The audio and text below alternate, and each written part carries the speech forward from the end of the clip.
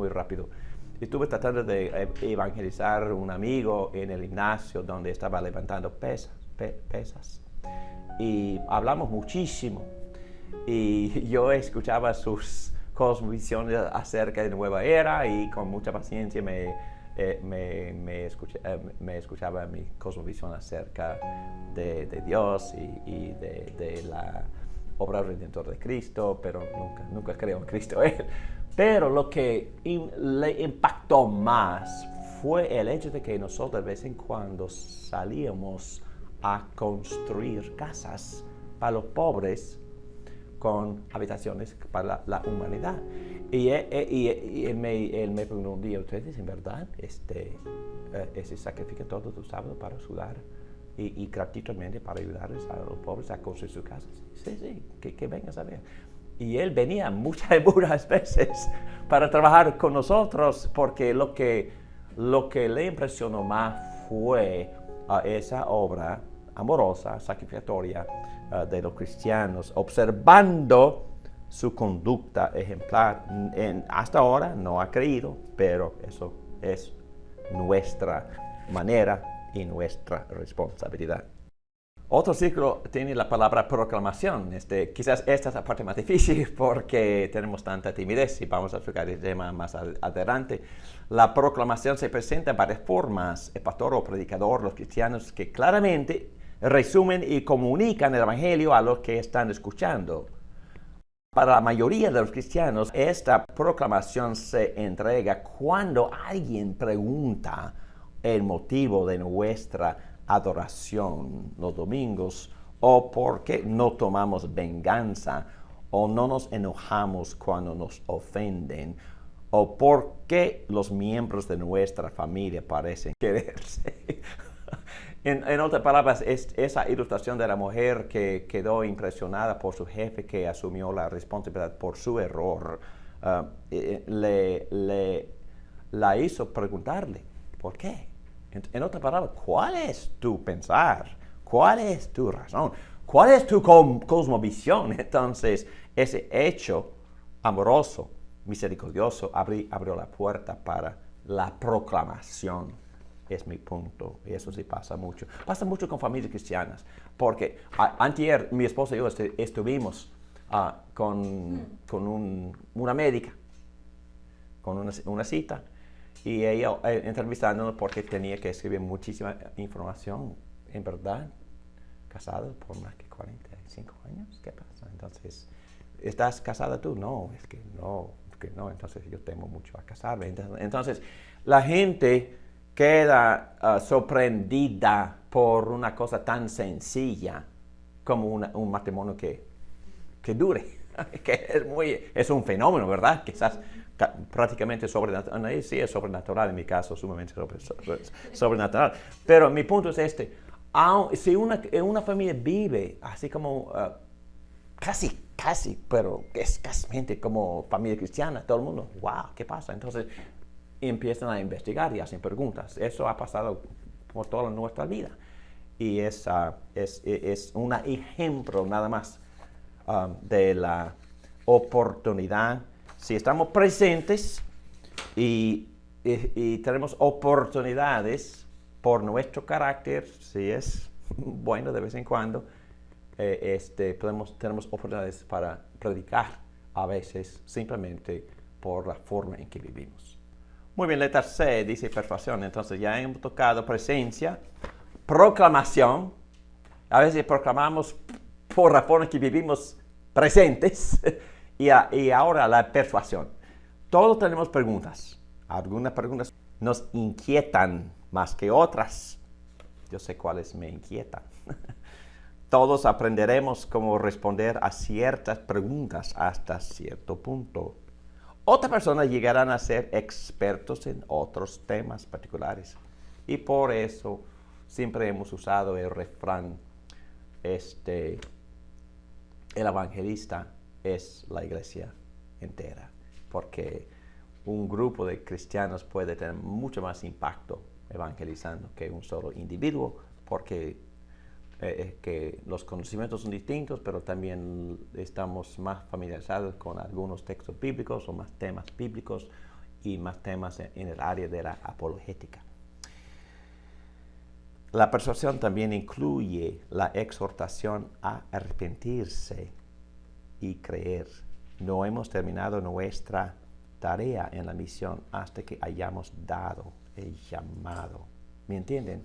Es decir, hay un movimiento en la iglesia, se llama la iglesia emergente o emergida, que dice, oh no, solo tienes que mantener muy buenas relaciones y hay que mantener una muy buena conversación con la gente mundana, pero no tenemos que atacarles, no tenemos que decirles que tienen que arrepentirse, no.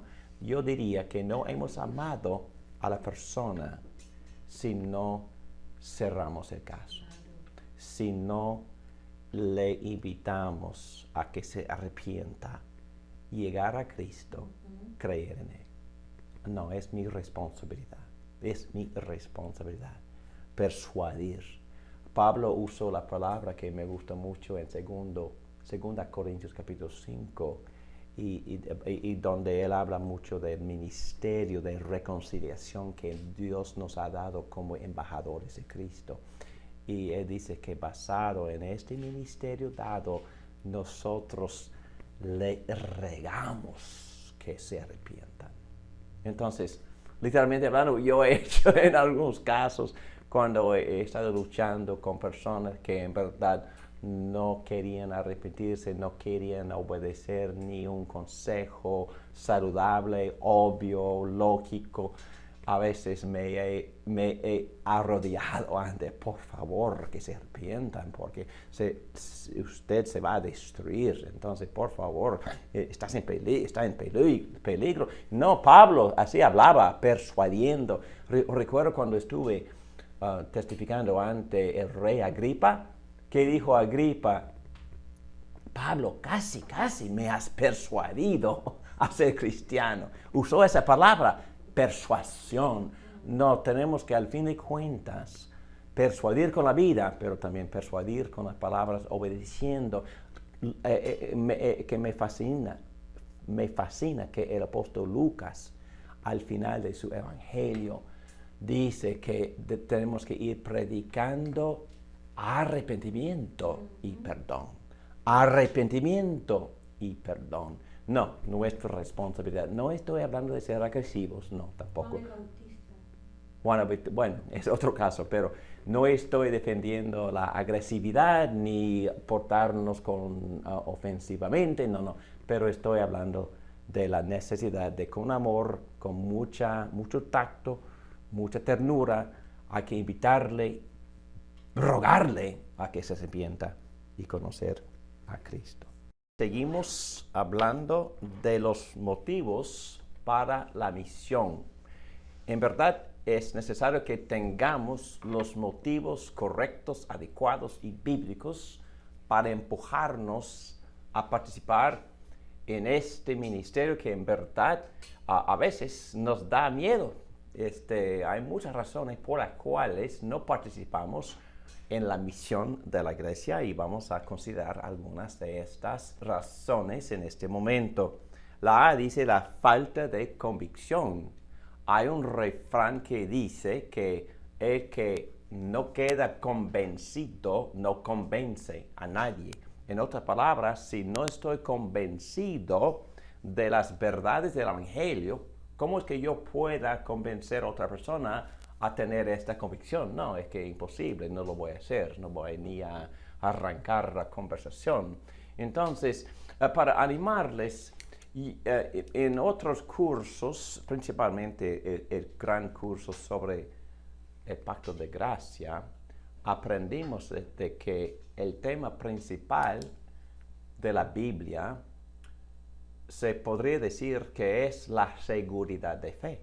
En otras palabras, todo lo que Dios ha prometido, todo lo que Dios ha hecho, el juramento que Dios hizo a su promesa, salvarnos en Cristo Jesús, hasta los mismos milagros de Jesucristo y por supuesto la gran resurrección de Cristo que prueba todo, todo esto, y también cuando viene el Espíritu Santo para testificarle a mi espíritu que soy hijo de Dios. Todo esto es el plan de Dios para darme ¿qué?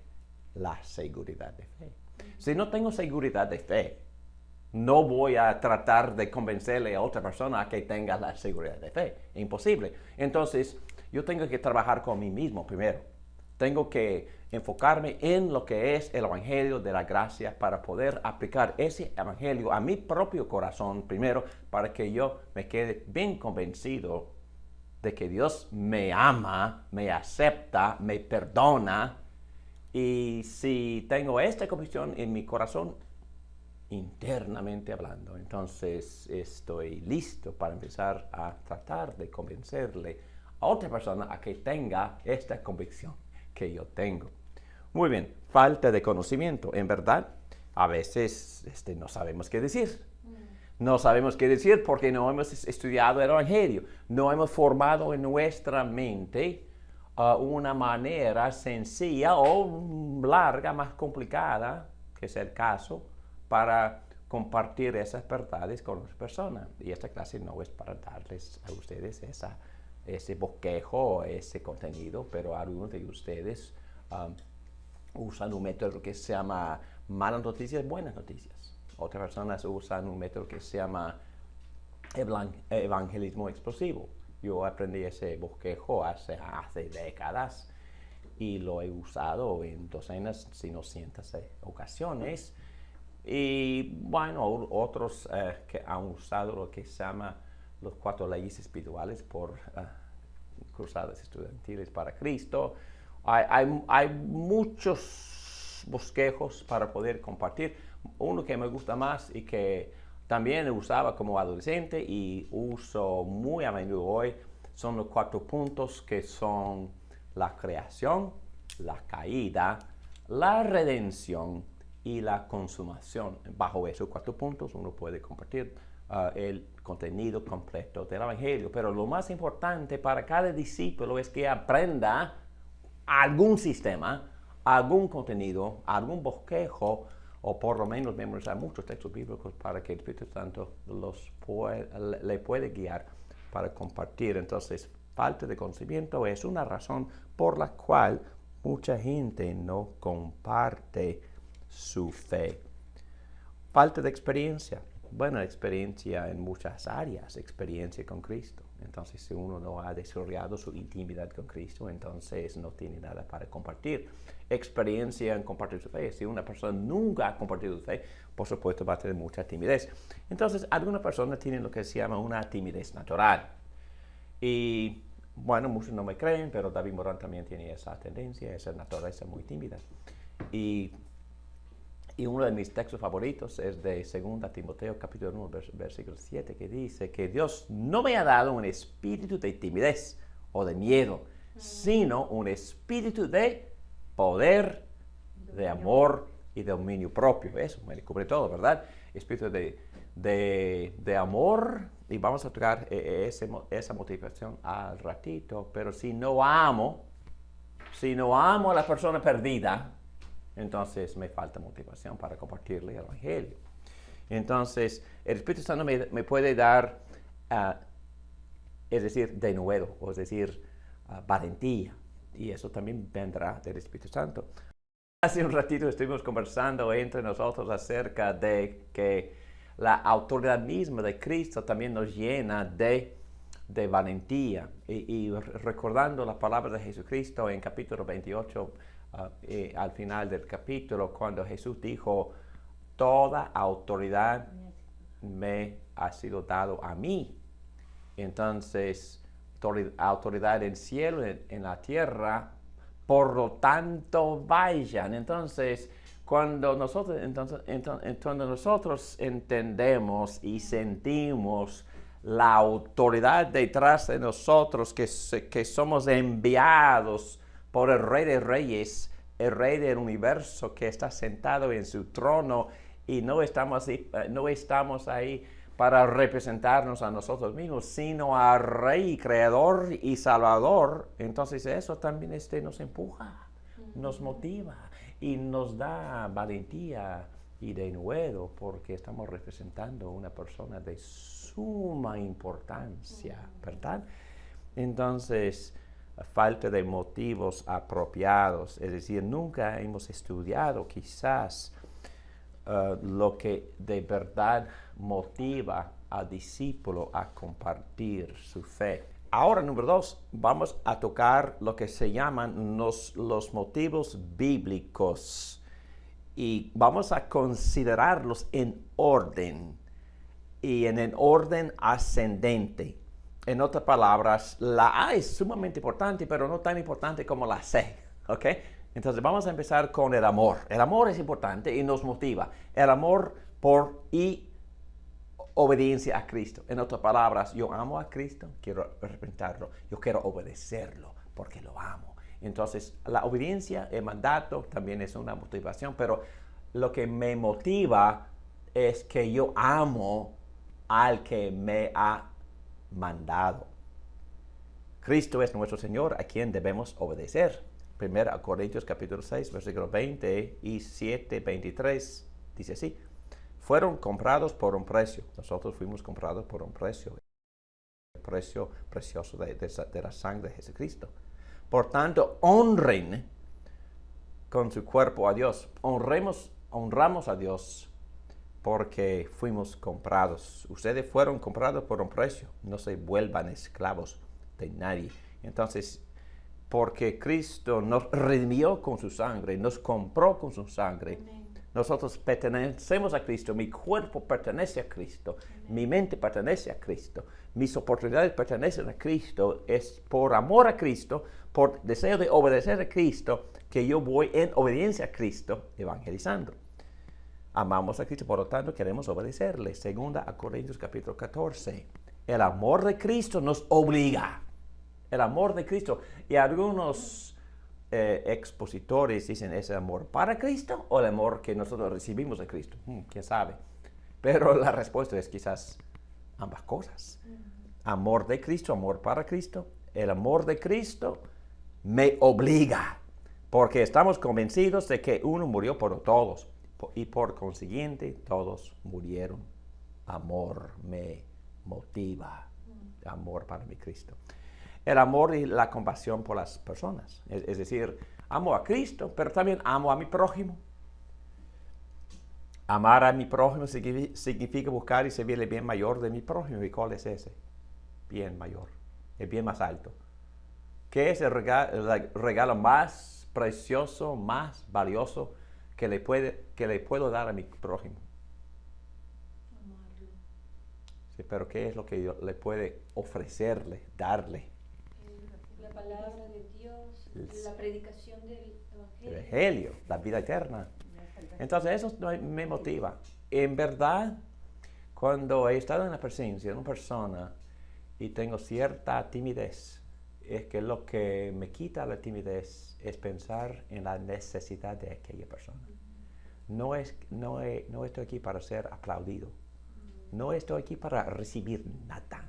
Estoy aquí conversando con esa persona para darle algo valioso. No, la cosa más valiosa que existe, la vida eterna. Estoy aquí para darle vida, para que viva ahora en abundancia, con sabiduría, con cierta prosperidad bíblica, una vida fructífera y también vida eterna, intimidad preciosa, personal con Dios mismo. Estoy aquí para ofrecerle este don, este regalo. Entonces no estoy aquí para quitarle nada, sino para darle. El bien mayor de mi prójimo concierne su relación con Dios e incluye ser restaurado a su imagen y semejanza y vivir según sus propósitos. Y si yo puedo, por la gracia y por medio del poder del Espíritu Santo, predicarle el Evangelio y él lo entienda y reciba a Cristo, arrepintiéndose de sus pecados y creyendo en él, va a empezar una vida de aventura, una vida de sabiduría, una vida basada en los propósitos de Dios, y todos son para su bien. Entonces estoy aquí para, en verdad, que ayudarle a esa persona a empezar a vivir la negligencia de las necesidades espirituales de mi prójimo es inconsecuente con decir que le amo. Esta misma mañana, mi esposo y yo estuvimos hablando de nuestros vecinos porque hemos hecho varios intentos para compartir el Evangelio con varias familias y hasta ahora ninguna familia ha mostrado interés. Y eso también nos desanima un poquito, pero tenemos que acordarnos que en verdad la respuesta no nos gobierna, pero el amor de Cristo nos gobierna y nuestro amor para ellos nos gobierna. Entonces seguimos amando y buscando las oportunidades de compartir el Evangelio con ellos. Y otra cosa muy importante que enseñó C.S. Lewis, basado en varios textos bíblicos, me gusta mucho el primer párrafo de Filipenses capítulo 2, dice que la persona humilde no es la persona que se critica a sí misma, ni se considere menos de otras personas. No, la persona humilde es la persona que se olvida de sí misma. Es la persona que busca y enfoca en los intereses de otra persona. Entonces, como ya compartí con ustedes, y cuando yo puedo entrar en esa disposición, estoy aquí para dar, no estoy pensando en mí, no estoy pensando en mis timideces ni en mis temores, no, estoy pensando en aquella persona. Y como pastor que ha predicado por varios años, también cuando estoy predicando, eso también me quita la timidez. No, David, no tiene que ver contigo. Como en inglés lo que diríamos es que it's not about you. Amén. No tiene que ver contigo. Tiene que ver con Dios y tiene que ver con tu habilidad de amar y pensar y buscar los intereses más altos de aquella persona. Y cuando estamos pensando en los intereses de otra persona, eso me quita por completo el temor. El temor tiene que ver con una preocupación exagerada con mí mismo. Y C.S. Lewis dice que no, la persona humilde, después de que tú hayas hablado con él y tú caminas, tú estás pensando, oh, esa persona de verdad tenía interés en lo que yo decía. Una persona humilde piensa en los intereses de otra persona. La clave para poder compartir con efectividad es el amor. Yo amo a aquella persona, por eso no tengo que pensar en mí, ni en mis preocupaciones, ni en mis timideces. No pienso en las necesidades y eso nos quita la timidez. La C. Ahí está la motivación más alta, interés en el honor del nombre de Dios en el mundo. Ok, un poco de exégesis. Esa frase se usa muchísimo en la Biblia. El nombre. Y cuando la Biblia habla, por ejemplo, en Juan capítulo 1, versículo 12, que dice, a los que lo recibieron creyendo en su nombre, a ellos les dio la potestad de llegar a ser hijos de Dios. Entonces dice creer en su nombre. Oh, wow, creer en su nombre. ¿Qué quiere decir eso? Creer en su persona, creer en su valor, creer en sus atributos, creer en sus obras redentoras. Entonces, creer o honrar el nombre quiere decir honrar a la persona entera, en todo lo que esa persona es, todo lo que esa persona representa, los atributos de aquella persona, las obras redentoras de la persona de Jesucristo. Entonces, por causa del nombre, los evangelistas salieron a evangelizar, a proclamar las buenas nuevas del reino de Dios. Y no hay motivo más alto que la gloria del nombre. Y los textos que enseñan esto son preciosos. Romanos capítulo 1, versículo 5.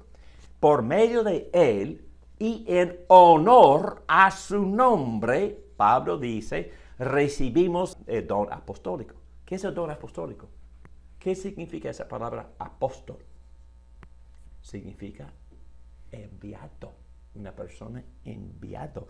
Entonces, en el honor a su nombre recibimos el don apostólico. Entonces, Dios me ha enviado a predicar el evangelio motivado por el honor a su nombre, para persuadir a todas las naciones que obedezcan a la fe al Evangelio. Entonces Juan en su carta, tercera carta, verso 7. Pues ellos salieron por amor al nombre, por amor a Cristo, por amor a sus atributos, por amor a su obra redentora, por amor a su persona, no aceptando nada de los gentiles. Es decir, salieron motivados porque querían honrar el nombre. Así pues, los apóstoles salieron del consejo llenos de gozo por haber sido considerados dignos de sufrir afrentas por causa del nombre. Es el reconocimiento de que a Cristo se le ha dado el honor más alto y el deseo de asegurar que reciba ese honor. Bueno, para darles una ilustración quizás sencilla, todos en este salón tenemos un padre, ¿verdad? ¿Y cómo se siente cuando una persona deshonra a tu padre, que critica a tu padre? Un enojo. Un enojo inmediato. Inmediato. Y cuando una persona elogia a mi padre, ¿cómo se siente? Sí, eso fue mi padre. No, es que, y a veces en nuestras conversaciones cotidianas, cuando estamos tratando de presentarnos a una persona que no nos conoce, entonces, y hablamos de nuestra familia y empezamos a elogiar a nuestros padres, ¿verdad? ¿Qué estamos haciendo? Estamos evangelizando, estamos persuadiendo a que esa persona honre a mi padre, así como yo lo honro. Y entonces no estamos satisfechos si las personas no están honrando a nuestros padres. Es una actitud natural. Yo sé que hay problemas y hay quizás situaciones difíciles y hay personas que en verdad no honran a sus padres, pero en general honramos a nuestros padres biológicos. Y así debe de ser la motivación de ir por el honor del nombre de nuestro Padre Celestial y de su Hijo, el Rey Jesucristo. Entonces, no nos quedamos satisfechos si este hombre queda en deshonra. No, es que queremos que todos honren este nombre. Como el Salmo dice, la gloria, Señor, no es para nosotros, sino para tu nombre, por causa de tu amor y tu verdad. Y este gran texto, este himno que se encuentra en Filipenses 2, dice, por eso Dios lo exaltó a Cristo hasta lo sumo y le otorgó el nombre que está sobre todo nombre, para que ante el nombre de Jesús se doble toda rodilla en el cielo y en la tierra y debajo de la tierra, y toda lengua confiese que Jesucristo es el Señor, para gloria de Dios Padre. Amén. Entonces, tarde o temprano, todos van a tener que arrodillarse.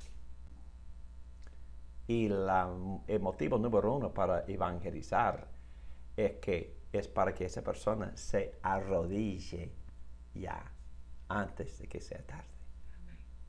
Muy bien.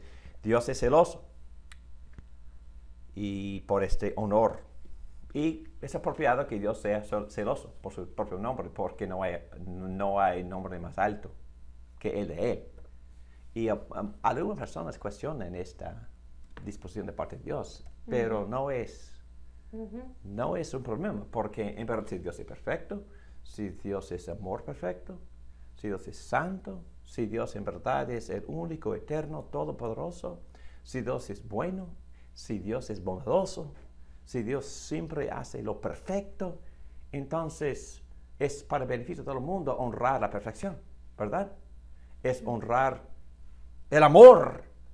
Entonces, como estuve explicando el Evangelio a una amiguita de mi hija mayor, de mi hija menor, perdón, y es una chica que resiste mucho el Evangelio. Entonces, ella le quedó satisfecha con nuestra conversación después de una fiesta. Celebrando mi cumpleaños. Y ella, no recuerdo exactamente la conversación, pero ella empezó a hacerme preguntas. Y yo le dije en inglés, ayúdenme con la traducción. Sí, en verdad, Dios es amor. ¿Quién no querrá acercarse? Dije, snuggle up to, buscar cariño y amistad con amor perfecto. Y a él le gustó la explicación. Si Dios es amor, entonces, ¿por qué no exaltar amor perfecto? ¿Por qué no invitar a todo el mundo a entregarse, a sujetarse, a obedecer, a rendir culto al máximo, al majestuoso? Entonces, ¿por qué no? Entonces es para beneficio de todos. Y hasta la Biblia enseña que cuando el rey bondadoso o el rey justo gobierna, todo el mundo queda feliz. Entonces, Jesucristo es el rey justo, perfecto, misericordioso, santo, amoroso. Entonces, ¿por qué no honrar a la perfección? Cuando honramos la perfección, todo el mundo se beneficia de esto. Muy bien. Dios es celoso por este honor y nosotros deberíamos serlo también, ser celosos por el nombre, como dice en Éxodo 34. Entonces pasó el Señor por delante de él, Moisés, y proclamó: el Señor Dios compasivo y clemente, lento para la ira y abundante en misericordia y fidelidad.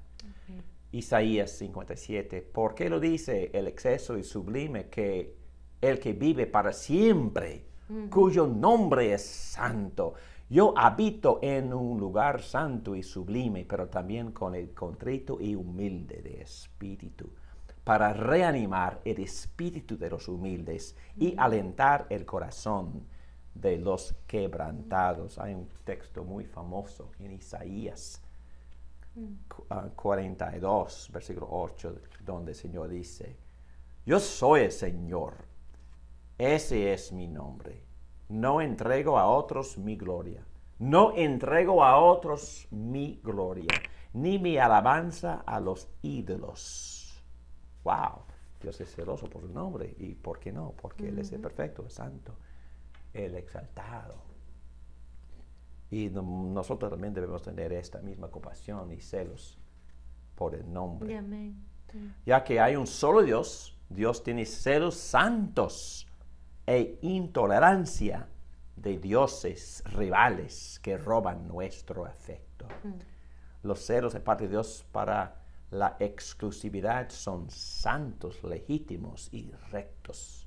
También nuestro amor en cuanto al bien mayor de todos es mejor servido cuando cada persona se arrodille en adoración toda la vida al nombre que está sobre todo nombre. Una gran ilustración es la del matrimonio. Y a veces hablamos mal de la emoción que se llama celos, pero a veces el celos es santo y necesario. Los celos triviales entre amigos son inaceptables, pero la intolerancia celosa de cualquier intruso en la permanentemente exclusiva relación del matrimonio es justa y buena. Entonces, si hay un matrimonio y otro quiere entrar, entonces aumenta el celoso santo y necesario y hasta el enojo bueno y excelente. El monoteísmo es la base esencial para la misión. Existe un solo Dios. Pablo a Timoteo dice, pues Él quiere que todos sean salvos y que lleguen a conocer la verdad, porque hay un solo Dios y un solo mediador entre Dios y los hombres, Jesucristo hombre, quien dio su vida como rescate por todos. Este testimonio Dios lo ha dado a su debido tiempo. Y también esta gran ilustración de Pablo ante los ídolos en Atenas también es muy educativo. Hechos 17. Mientras Pablo los esperaba en Atenas, le dolió en el alma ver que la ciudad estaba llena de ídolos.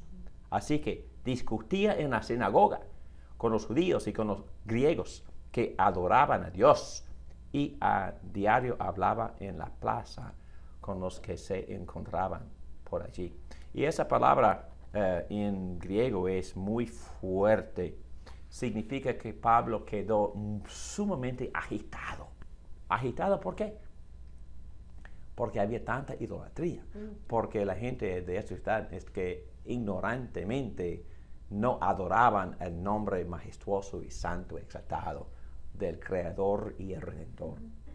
Entonces, no sé si han experimentado ese celos o no. Quizás yo. ¿Rapidito puedo? Sí. Tengo un familiar que no voy a decir cuál, Okay. que adora mucho a la Virgen María y cuando a veces me envía mucho tiempo que no tengo contacto y después me envía algo que tiene que ver con ella y la mediadora y la no sé qué, o sea, wow, cómo me siento de verdad triste, impotente de que no pueda ver y adorar al único, y entonces adoran a María y se arrodillan a María y me da unos celos santos también por ahí. Bueno, y sentí lo mismo ayer. Estuve en una ceremonia de celebración por un campeonato de deporte y fue de un colegio católico y también el que oró muy bonito, pero al final el que honraba quizás más a María que a Jesús. Y me siento, ay, no, por favor. No, es que están robándole a Cristo el honor que solo Él merece. Solo Él ha dado su sangre, solo Él se ha sacrificado, solo Él ha sufrido la ira infinita de su Padre para que nosotros escapáramos esa ira. No. Cristo. Él planificó el plan completo. Exacto. Fue Él quien lo ideó. Y amamos mucho a María, honramos a María, pero no la consideramos divina ni como partícipe en la provisión de Dios, en la provisión de Jesucristo, en la salvación. Muy bien. Fue movido por los celos santos para hacer que el nombre fuera honrado. Pablo en Atenas.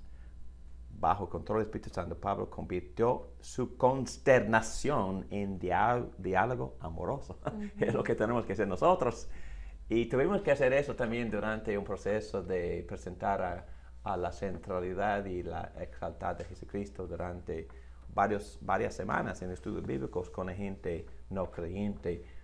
Y estudiamos los textos en Lucas que hablan mucho de María.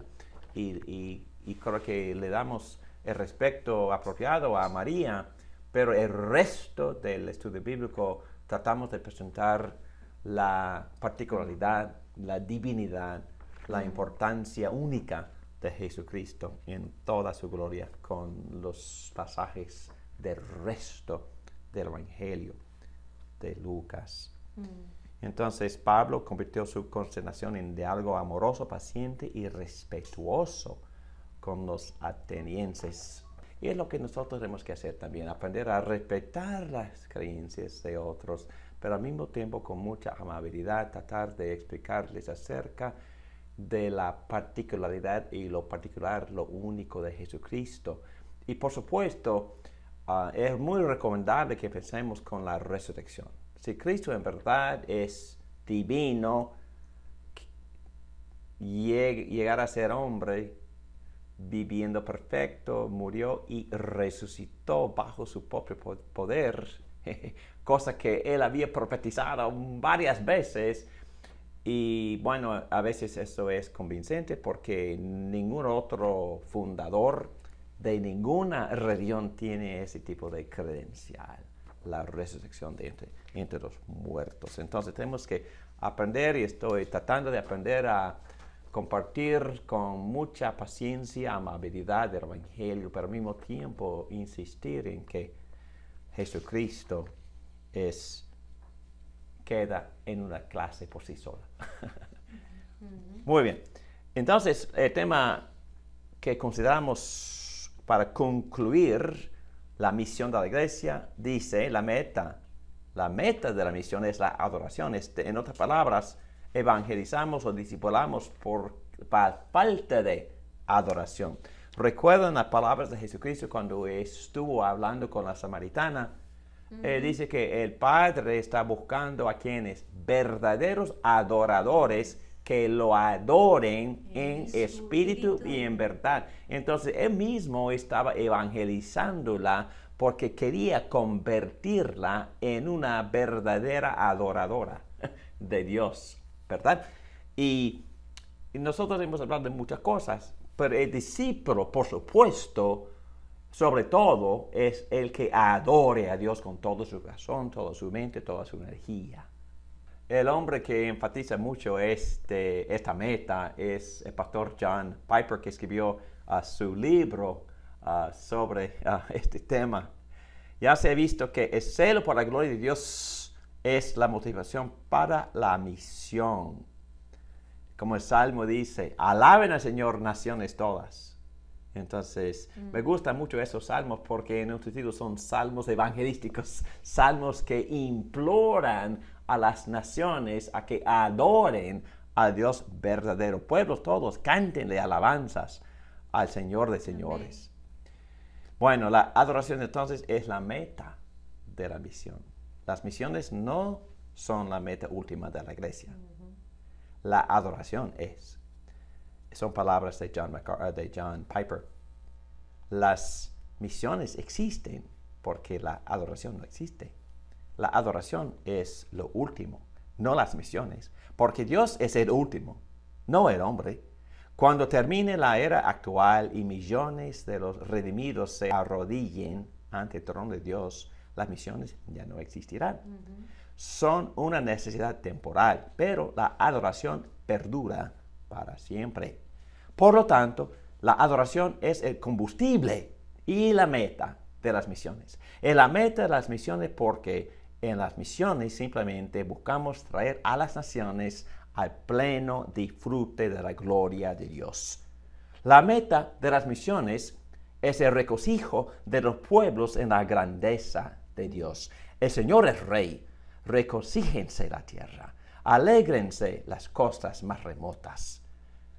Que te alaben, oh Dios, los pueblos, que todos sus pueblos te alaben. Alégrense y canten con júbilo las naciones, porque tú las gobiernas con rectitud. Tú guías a las naciones de la tierra. Salmo 67, versículos 3 y 4, quizás es mi salmo favorito evangelístico.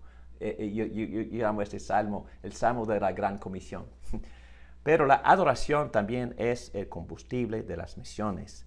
La pasión por Dios en la adoración precede la oferta de Dios en la predicación. No se puede comentar lo que no se valora. Los misioneros nunca clamarán, alégrense y canten con júbilo las naciones si no pueden decir de corazón, yo por mi parte me alegro en el Señor. Quiero alegrarme y regocijarme en ti y cantar salmos a tu nombre, oh Altísimo. Las misiones comienzan y terminan con la adoración. La misión es temporal, la adoración es eterna. Apocalipsis capítulo 5 y terminamos con esta lectura. Y entonaban este nuevo cántico. Digno eres de recibir el rollo escrito y de romper sus sellos, porque fuiste sacrificado y con tu sangre compraste para Dios gente de toda raza, lengua, pueblo y nación. De ellos hiciste un reino, los hiciste sacerdotes al servicio de nuestro Dios y reinarán sobre la tierra. Luego miré y oí la voz de muchos ángeles que estaban alrededor del trono, de los seres vivientes y de los ancianos. El número de ellos era millares y millones de millones. Cantaban con todas sus fuerzas. Digno es el Cordero que ha sido sacrificado, de recibir el poder, la riqueza y la sabiduría, la fortaleza y la honra, la gloria y la alabanza. Así sea. Amén. Oremos. Gracias, Padre, por esa lección acerca de la misión. Primero que nada, te pedimos que tú pongas en nuestro corazón este deseo de alabarte sobre todas las cosas, de exaltarte y de promover tu nombre en todas partes del mundo. Ayúdanos a obedecerte, llénanos con el Espíritu Santo, danos la valentía necesaria, darnos, por favor, la motivación necesaria para que nosotros podamos agradecerte en esta área tan importante, cumpliendo con la gran comisión, la misión que tú le has dado a tu iglesia para hacer discípulos de todas las naciones. En el nombre del Padre y del Espíritu Santo te lo pedimos todo esto. Amén.